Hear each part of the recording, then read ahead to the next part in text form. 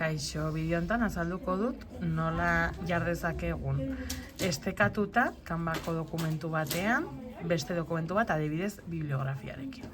Lehenengo gauza izango da estekatu nahi dugun dokumentura joatea, eta hemen ja iturri guztiak ditugunean emango diogu atal hontan partekatu. Normalean hemen agertzen zaigu berez aukera hau, horrela egoten da. Mugatua, guk bakarrik ikusteko, orduan. Ezer baino lehen egin behar duguna da jarri edozeinek ikusteko. Estekatuten guztiek horrela, klik egitean estekan ikusi ahal izango dute.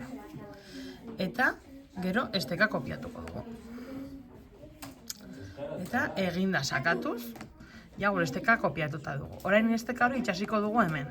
Baina itxasi ordez hemen testu moduan egingo duguna da irudi baten gainean itxasi. Orduan bilatuko dugu hemen, esate baterako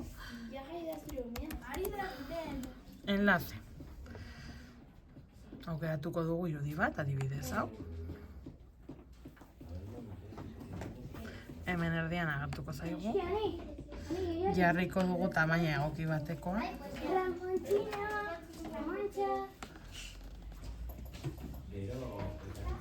Eta nahi dugun izkinean kokatuko dugu. Eta behin kokatu dugula,